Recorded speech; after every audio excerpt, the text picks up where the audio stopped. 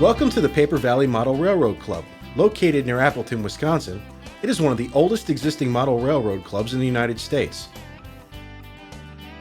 The club has layouts in both O and HO scales with award-winning scenery and structures and state-of-the-art digital control systems.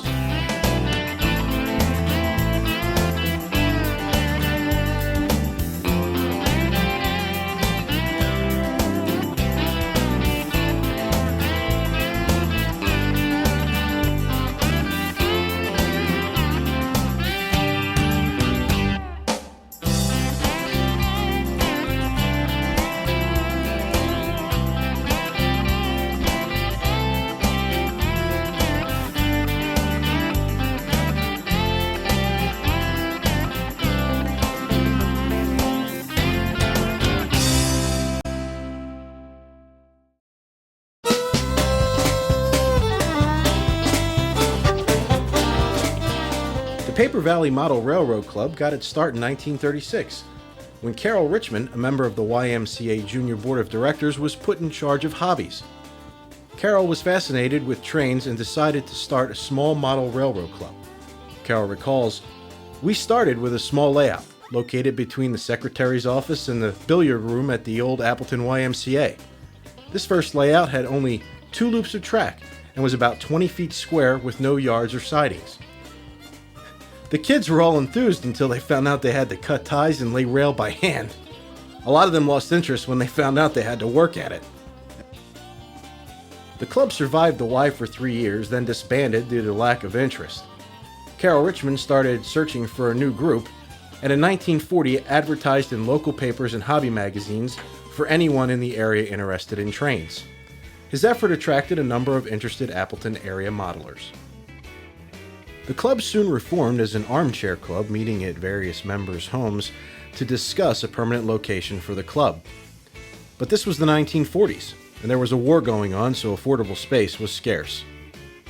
In February of 1943, the club investigated the possibility of locating a permanent space in the basement of the Conway Hotel. In 1944, the deal was done. The lease was signed, and a new layout began to take shape. The new O-scale layout was about 30 feet long, with a double-track figure-8 plan on 2 levels. The pike was cramped and they had little room for visitors. The outside stairs leading to the layout were in poor condition, and the upstairs tavern sink leaked into the basement. The members installed a waterfall to divert the water away from the tracks.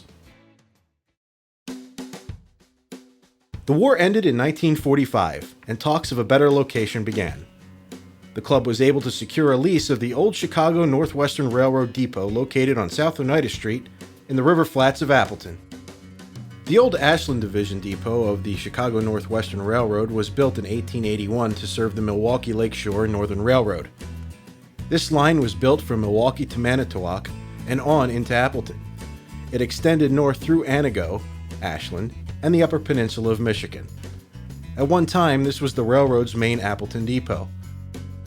Although the building's structure was in poor condition and it had heating problems, the club decided to lease it and began remodeling in 1947. They rebuilt the interior of the station, eliminating the old walls between the agent office, waiting room, and the baggage room. This left one large room for a layout with an overlooking cage-type balcony for visitors and the operating crew. It provided 2,048 square feet of layout space for a new O-scale layout, based loosely on the Chicago Northwestern Railroad Ashland Division operations. The Paper Valley Model Railroad Club was incorporated with the state of Wisconsin on May 10, 1946. By 1948, construction began with ties being cut, O-scale rails being hand-laid, and switches being built. By the time the track work was done, club members used over 10,000 ties, 124,000 spikes, and laid over 5,300 feet of track. In 1950, the Oshkosh Model Railroad Club came and helped club members, and over 10,000 ties were laid in one night.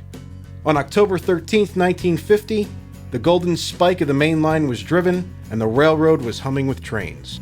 To power the layout, the club installed a big bank of surplus batteries from the local phone company. Later, Miller Electric donated transformers and rectifiers.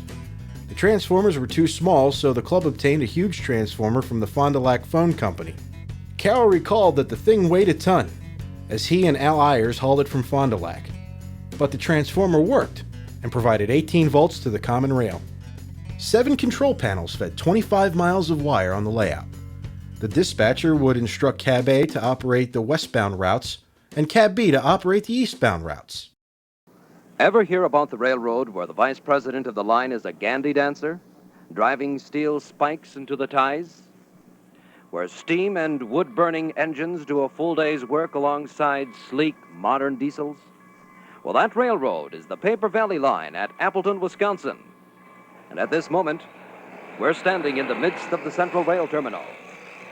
But about that steel-driving vice president, here he is, Carroll Richmond of Appleton. What's the story here? Well, this happens to be a model railroad, the Paper Valley Model Railroad. And of course, everybody lends a hand in repairing stock, laying track, doing all the other maintenance that we normally associate with the railroad. Carroll, how long has the Paper Valley Model Railroad been rolling? About 20 years, Bill. I understand it's one of the largest in the nation. We believe that it is, yes. Insofar as your stock and equipment and your buildings are concerned, could you give us a few figures on that? Sure. The railroad has about 27 and 3/10 scale miles of track. It's about 110 feet per mile, roughly 3,000 feet actual in track. We have about 35 locomotives, somewhere in the neighborhood of 300 cars on the track. There are 107 turnouts or switches, as we commonly call them. We've driven about 26,000 spikes and some 32,500 ties, if you can understand railroad jargon. Now, this is quite an elaborate operation. How many control panels are necessary to keep the Paper Valley Model Railroad in operation? We have 7 panels, Bill. A dispatcher, 2 engineers, and then the panels for the various yards and roundhouse areas and so on. And you need several men to operate all of them when the railroad is in full operation. That's right. You have a rather unusual location. Tell us about that. We're located, Bill, in the abandoned Chicago Northwestern Depot on the Ashland Division, which is located, as we call it, in the flats. The depot, just to give you an idea of size, is 32 feet by 64 feet. And I might add at this point that the Paper Valley Model Railroad occupies the entire building.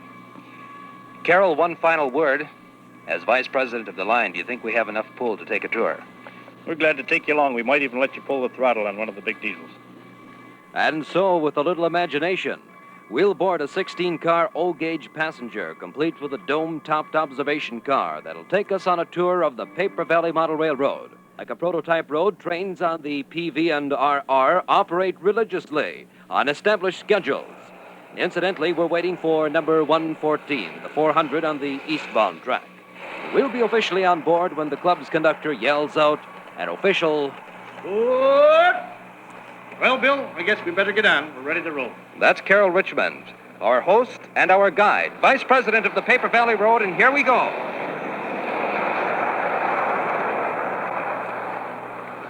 Carroll, I see we're going through the railroad yards, and I see a train here, the Lutz Brothers Circus. What's the story behind this circus train? They're a rarity these days. George Lutz and has 3 boys, and this is the Lutz Brothers Circus. And I might add that George Lutz is one of the members of the Paper Valley Road. And here goes another train. It's loaded with a lot of logs. What's its destination? That is the paper train, as we term it. It's loaded with logs, sulfur, clay, oil. It's heading for the paper mill, which you see in the extreme west end of the layout. While we're just riding along here looking at the scenery, and I might point out that there are bridges that we are going over, and if your imagination is good, there's forests, rivers, you name it, the Paper Valley Road has it. But I wonder about one thing. This being a model railroad, Carroll, are there any actual railroad men in it? No, there aren't. Many years ago, we had one railroad man, but there haven't been any railroad men in for years. I would say offhand that a railroad man belonging to a railroad club would be almost the same thing as a mailman taking a walk on Sunday. That's right. I understand we have one more stop before our journey is over today, and I think that's to the Brain Center. That's right, Bill. We'd like to take you over to Tower L, where you will see some of the control panels with the fellows that work at them.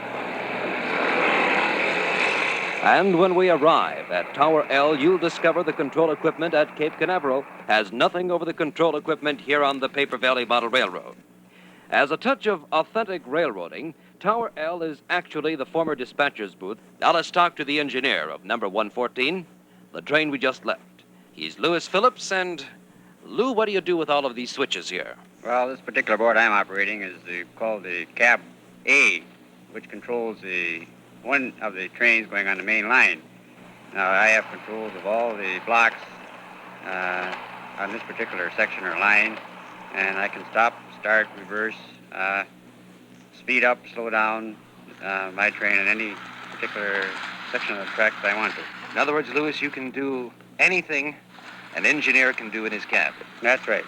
Individual members, there are 18 steam locomotives, 16 diesel. The public address system you hear in the background is the club's conductor, who points out the various scenic highlights along the route of the PV and RR, and also explains the operation of the road to spectators located in the gallery on the east end of the building. The third Friday of every month was known as operating night. Club members recall that many area folk brought their kids down to the club and put them in the cage balcony while they shopped, picking them up around 9 p.m. when the stores closed. The club began its annual tradition of open houses in 1950.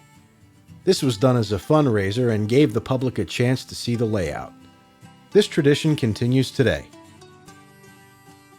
By the late 1970s, the club was beginning to run into problems.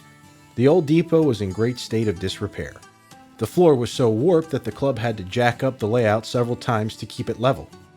In 1987, a real estate company purchased the building and gave the club until the end of the year to vacate the premise. They dismantled the 40-year-old layout and sold most of the O-scale items to former members.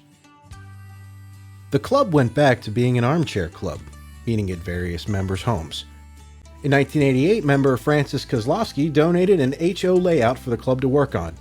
Each module measured 2 feet by 4 feet with larger corner modules, and they began working on this new layout in Frank's basement. So once again, the club began promoting for new members through flyers at area hobby stores. In late 1990, the club was able to lease a storefront in the Valley Fair Mall. They set up the modules as a club layout and continued to work on them. Membership grew rapidly.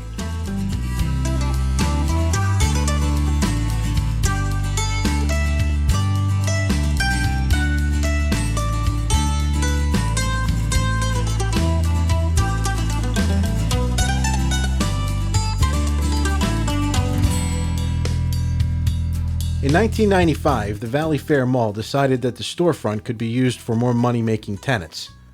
So the club packed up the modules and moved to a space in the downtown Appleton Mall. Meanwhile, one of the members approached the club about leasing an old radio station on Block Road in Kaukauna. The station was using the building for a transmitter and towers, but the rest was empty and falling into a state of disrepair. Even though it was not located in Appleton, the price was right, and the club packed up once again.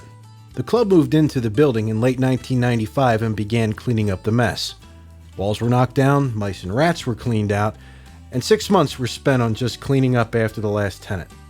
The club began building a large HO layout, and by November 1996 it held an open house, a tradition going back to 1950.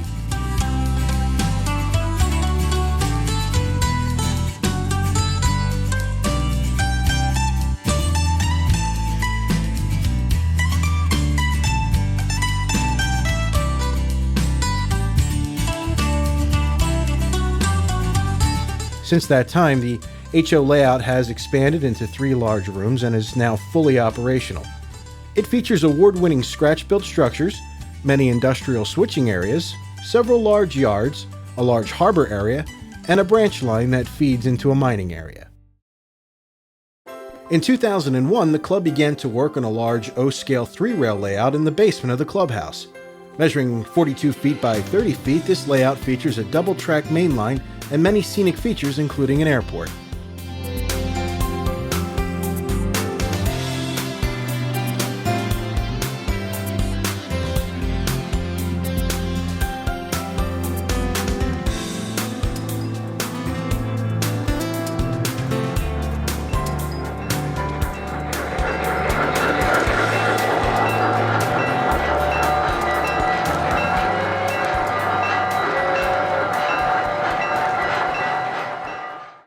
we're in for a lot of fun out here today because, well, we're going to take you on a tour with some trains. And Dennis, this club, the Fox Valley Model Railroad Club, has been around since 1930, is that right? That's right. They started out, I think, in the old Conway Hotel in the basement.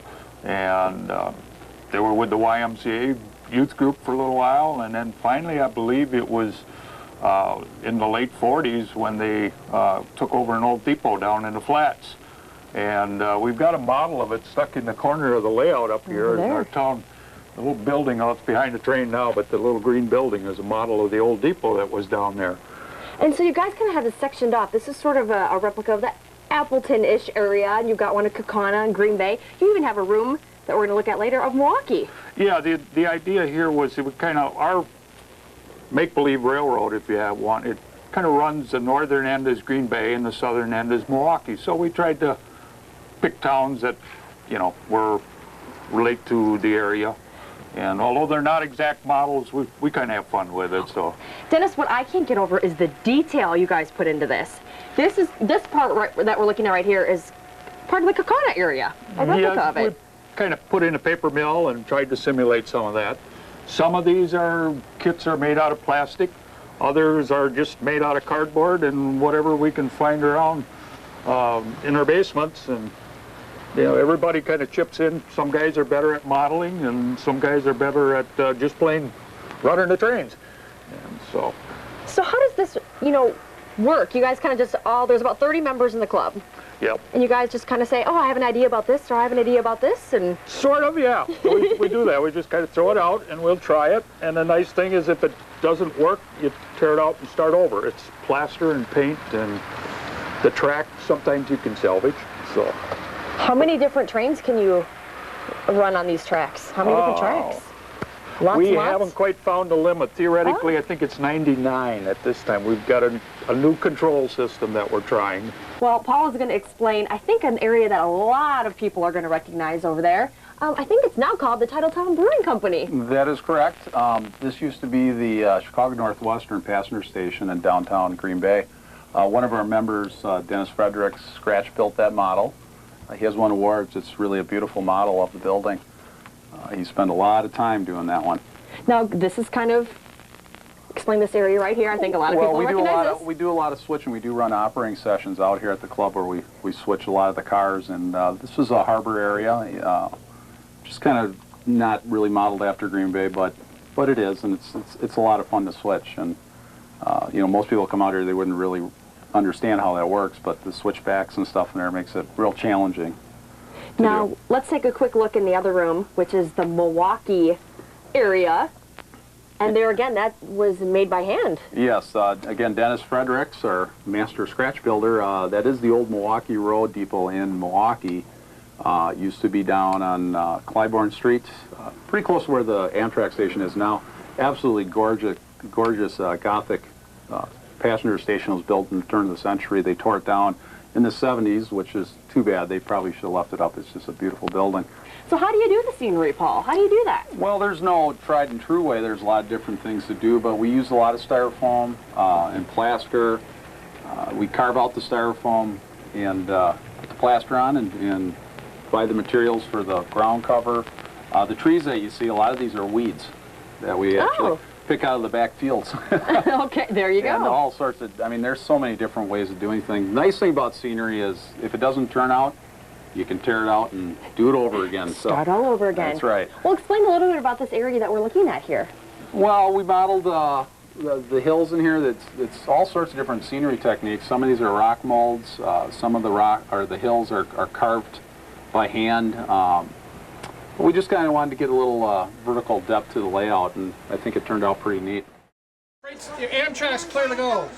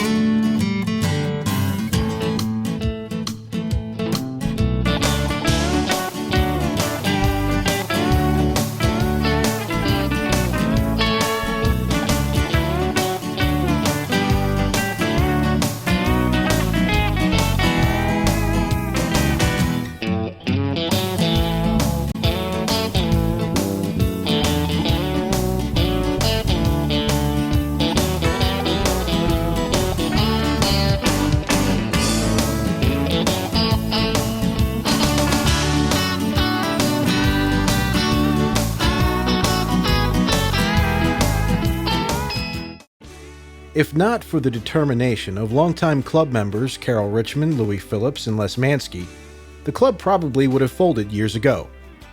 Instead, the Paper Valley Model Railroad Club thrives today with a large membership and state-of-the-art layouts.